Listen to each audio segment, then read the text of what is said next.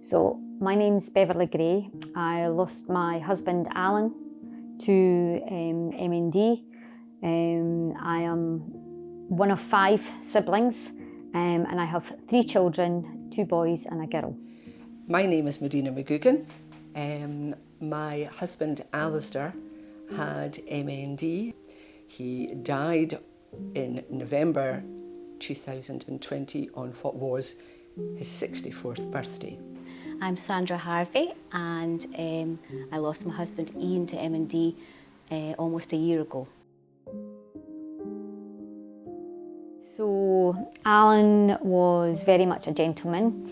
He was someone that had quite a high moral standard.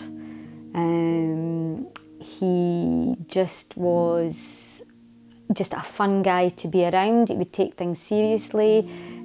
He dealt with so many people through his job around the world, different, from different countries and that, and he was just an all-round good guy. Alasdair was a social work manager for children and families, and because of the nature of that job, he had to be incredibly calm. He never got flustered.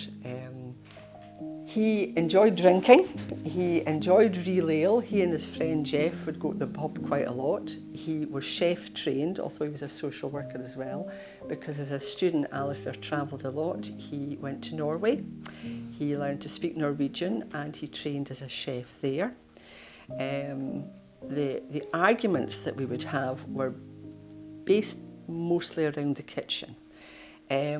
I'm not a chef, I'm a cook. I'll read a cookery book and that's fine. Alasdair could come in and he could be creative with food. But if I was doing the cooking, he would stand there going, I wouldn't do it like that. And invariably, he would be told to go forth and multiply in no uncertain terms, because I was the boss in the kitchen when I was in it, and he was the boss in the kitchen when he was in it. It worked really well. And for the most part, he did most of the cooking, which was absolutely marvellous as far as I was concerned. And Iain was known as the gentle giant throughout his school community, the family, a wise person people would go to for advice. He never worried about anything, the exact opposite of me. He was into swimming, hill walking, cricket, art. We've got some lovely paintings throughout the house. A passion for science and teaching science with upper primary school kids, and we got some lovely messages sent. We had them displayed at his funeral, past pupils. In fact, one of his pupils played the bagpipes at his funeral and dedicated a new piece that he'd written to Iain.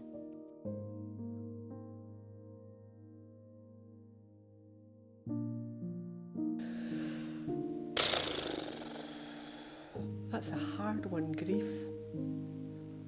Is it? Is it not being able to express yourself properly when you want to? Is it feeling alone?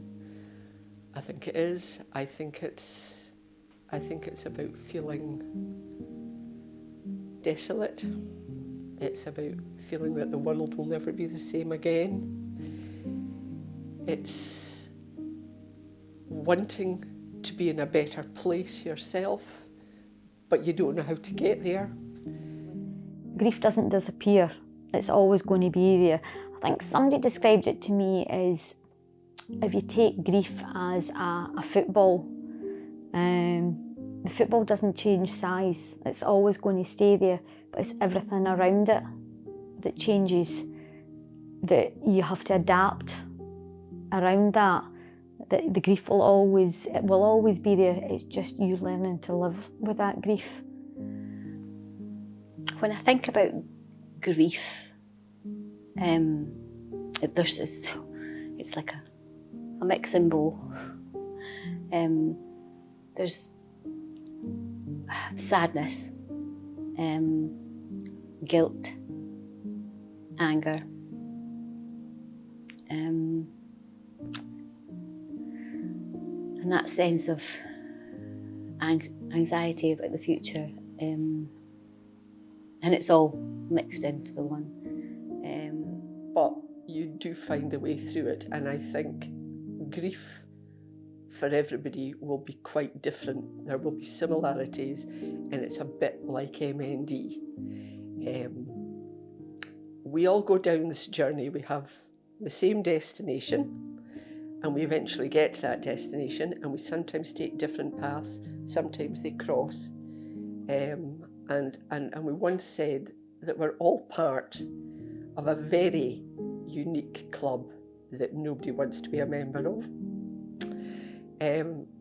But we are members, and we all have our grief, and we do work through it.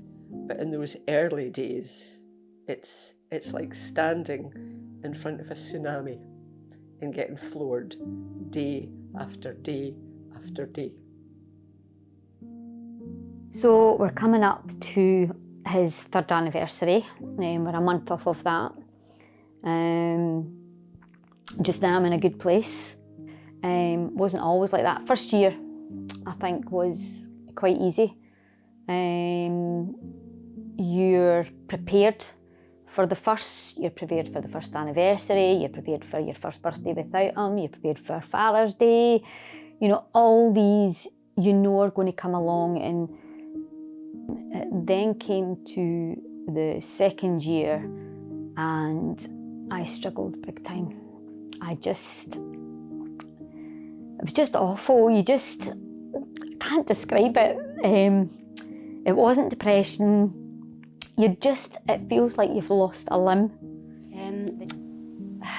Yeah, we thought we were ready for Iain passing, but there's nothing really prepares you for the final day. 4 years down the line, I think things have certainly changed. There is no doubt that death changes you. I still get upset, but that's okay. I think I'm in a better place now, 4 years down the line. This might not look like it, but it is.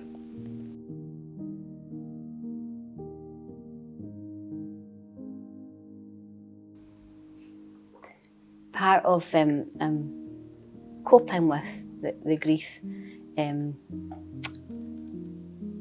was talking. And when Susie from MND Scotland got in touch to say that there was a bereavement support group, which had been piloted, I think, by ALS Canada and had been brought over to MND Scotland, would I be interested in being a part of it? I jumped at it straight away. In terms of people who are going through the same process that I went through, and the ladies in the workshop, I would absolutely say the workshop is magical, and it gave me the time and space to really reflect on what happened, how I dealt with things at that time, and knowing that other women had gone through exactly the same process, and they could understand every single feeling that you had. And that was so helpful. I would 100% recommend the workshop. The hosts were just so helpful, non-judgmental.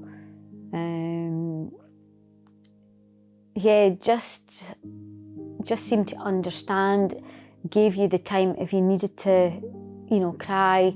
There was no pressure. It got quite intense quite quickly and quite emotional, but it was so much needed. Just to listen to other people, and it turned out that all of the group were females, and all but one had lost their husband. One of the other ladies, it had been her mum who'd passed away. But the commonality then, because everybody was saying, that they'd lost their best friend, their partner, their lover, their soulmate, and this was how do I was going to say this was exciting because they'd walked the same walk almost. Afterwards, and reflecting after these sessions, I could remember Iain of 2019, and I got back to that place of remembering him, and that brought tears, but it was happy tears, and I think we were all the same, sharing these stories. Got back to what we had before. Not that you would wipe out what went from there, but to get back to that and look at the happier times. I really looked forward to each session. I was set up 15 minutes beforehand, just waiting for it to start, and it was run really well and empathetically, and there was you could feel that the people involved were genuinely caring for how we felt, and genuinely grateful for us sharing the stories as well. And the woman who I was part of that group, we've now got a WhatsApp group. We're called Survivors.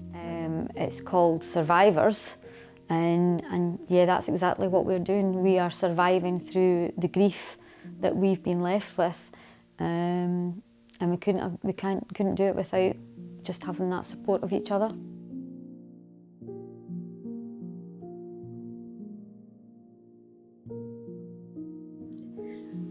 I think if you're in the unfortunate situation to have a loved one who has been diagnosed with MND, you do have to make the time count, without a doubt. Not in a rushed, let's get this done, let's adapt this, but in a quiet, thoughtful way, and take your time over decisions and look for and access the support that's out there through MND, through your family, your friends, through your faith, your churches. Take your time to really think about what's happening and the support that you can get. MND Scotland were a great support to us for all the resources that we needed for Iain, and the advocacy service was fabulous in moving things forward for his care. So access as much as you can. It's all given so willingly and lovingly as well. And if you get the chance to join any of the support groups, jump at it. Jump at it. The bereavement support group has continued for me, and sadly that'll be the way for anybody who has MND. It's not going to last too long, and take all the support you can.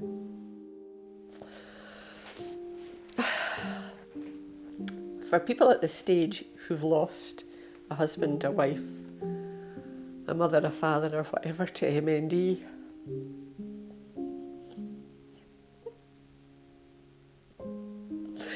it's shit.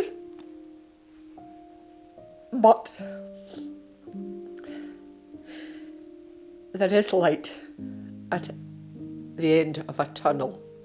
It might be a long tunnel, but there are better days ahead, and you will work through what we've worked through.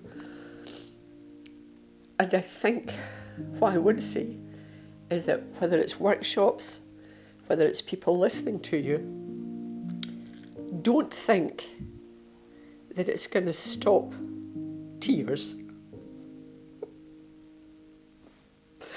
because it won't. But that's okay as well.